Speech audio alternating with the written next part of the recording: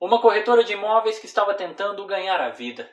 Mas ao que parece, ela teria caído na armadilha de um monstro, se tornando o motivo da maior investigação de desaparecimento da história da Grã-Bretanha. Sejam muito bem-vindos ao Espaço Obscuro, meu nome é Flávio, e se você já me conhece, se já assiste os meus vídeos, deixa logo seu like para não esquecer, mas se você caiu aqui de paraquedas por algum motivo, se inscreva no canal, ative o sininho das notificações para você não perder nenhum dos próximos vídeos. Eu queria pedir também que vocês dessem uma olhada aqui no Seja Membro do canal, com 3 planos e vários benefícios para vocês. Bom, dados os recados, vamos para o vídeo.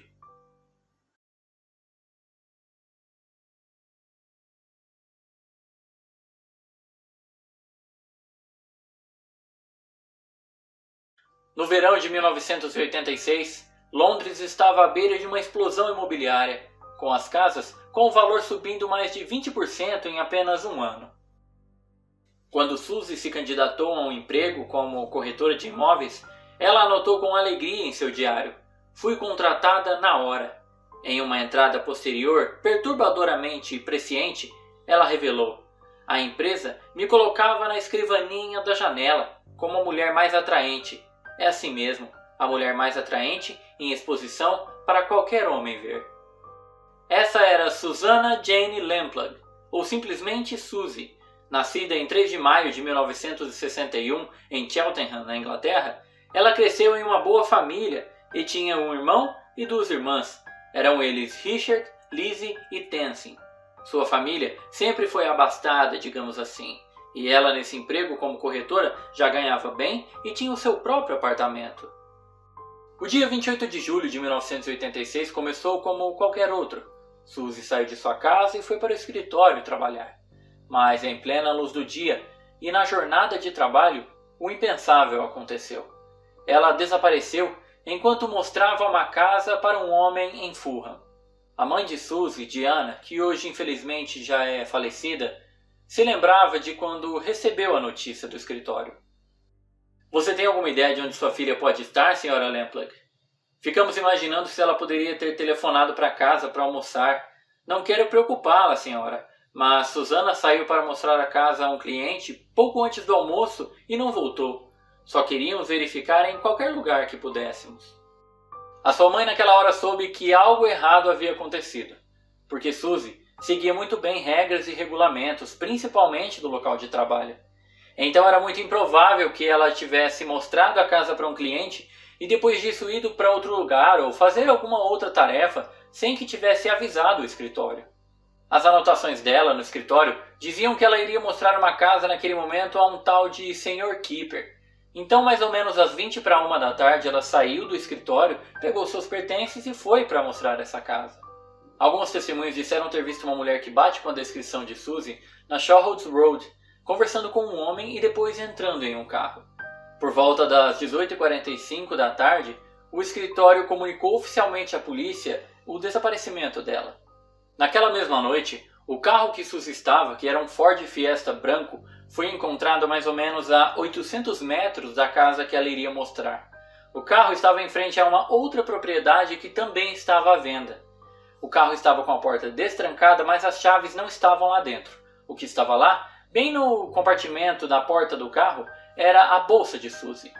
A mãe de Suzy falou o seguinte sobre a reação dela após o desaparecimento: "Minha reação inicial de choque congelante deu lugar a uma inundação de adrenalina que me fez explodir.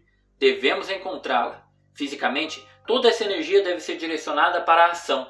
Meu marido e eu descemos até o local onde o carro dela havia sido abandonado. Chamamos, gritamos, encorajamos nossos cães a procurá-la. Devíamos estar incomodando a vizinhança, mas mais do que isso, como os policiais que estavam lá deixaram claro, estávamos atrapalhando." 2 dias depois, na quarta-feira, dia 30 de julho, era o aniversário de 50 anos de Diana, a mãe de Suzy. E a casa dela ficou repleta de repórteres. Ela gostou disso porque achou que quanto mais mídia o caso tivesse, mais fácil poderia ser de alguém dar alguma dica que pudesse levar ao paradeiro de sua filha. À medida que o interesse da mídia crescia, muitas cartas foram chegando para a casa dos pais de Suzy. Muitas de parentes que estavam orando e desejando que ela fosse encontrada o mais rápido possível, e outras até de pessoas que conheciam muito pouco ela, tinham visto ela poucas vezes, mas que também estavam torcendo para que tudo isso fosse resolvido da melhor forma possível. No dia 4 de agosto, a mãe de Suzy estava num programa da BBC chamado London Plus, e lá ela disse que estava começando a aceitar que a sua filha poderia estar morta. Paul, que era o pai de Suzy, disse que ela tinha muito medo de ficar em lugares fechados e uma vez já havia tido um ataque de pânico quando estava dentro de um teleférico. Então eles sabiam que ela estaria sofrendo muito se estivesse presa em algum lugar.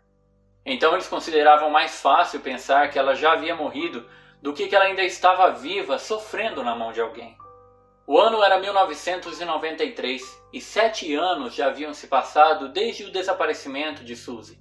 Foi então que os pais dela pediram para que ela fosse oficialmente declarada morta. Novas investigações foram feitas entre os anos de 1998 e 2000, mas nenhuma nova informação ou evidência foi encontrada. Em novembro de 2002, um possível suspeito apareceu, um homem condenado chamado John Connor. Ele tinha saído da cadeia poucos dias antes de Suzy desaparecer, e foi descoberto que na prisão o seu apelido era Sr. Keeper. Naquele mês, a Scotland Yard deu uma entrevista dizendo que acreditava sim que o responsável pelo desaparecimento de Suzy era John Cannon. Entretanto, Cannon negou qualquer envolvimento com o caso, e também as investigações não conseguiram achar nenhuma evidência concreta que pudesse ligar ele ao desaparecimento. Mas em dezembro de 2002, um dos companheiros de prisão de Cannon disse para a polícia que ele confessou ter enterrado Suzy debaixo do pátio da casa de sua mãe, que fica em Sutton Coldfield, em West Midlands. Nessa época a casa até foi revistada e nada foi encontrado, mas em 2018 ela foi novamente campo de buscas. Dessa vez, a polícia desmontou toda a garagem e quebrou todo o chão de concreto, enquanto mexiam no jardim também. Mas no final do ano de 2018, a polícia retornou com um relatório de que nada havia sido encontrado no local.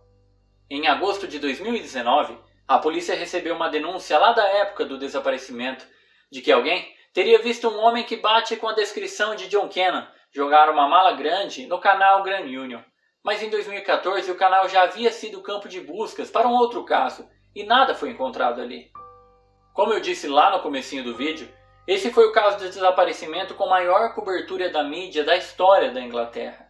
E muitas pessoas se perguntam o porquê de tanta repercussão. O jornalista Nick Ross, que é apresentador do programa Crime Watch, que cobriu o desaparecimento na época, disse que isso não é nada surpreendente.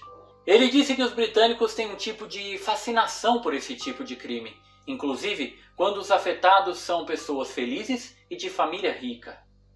São os clichês do crime que fascinam. Suzy Lamplugh era atraente, mulher, jovem e de classe média. Teria sido muito diferente se ela não fosse bonita ou tivesse vindo de um cortiço em algum lugar, de um passado desorganizado e disfuncional. As pessoas tendem a se interessar mais pelos assassinatos de pessoas de origens privilegiadas do que pelos mais pobres. Infelizmente, mesmo após tantas investigações, nada foi encontrado sobre o que pode ter acontecido com Suzy. Realmente nenhuma evidência. Desde o desaparecimento, existe uma instituição chamada Suzy Lamplugh Trust, que visa ajudar e conscientizar as pessoas para reduzir o risco de violência e agressão. E esse foi o vídeo de hoje, eu espero que vocês tenham gostado. Se gostaram, deixe o seu like, se não for inscrito, inscreva-se. Dê uma olhadinha também no Seja Membro aqui do canal. Mais uma vez, muito obrigado por estarem comigo até aqui e até a próxima.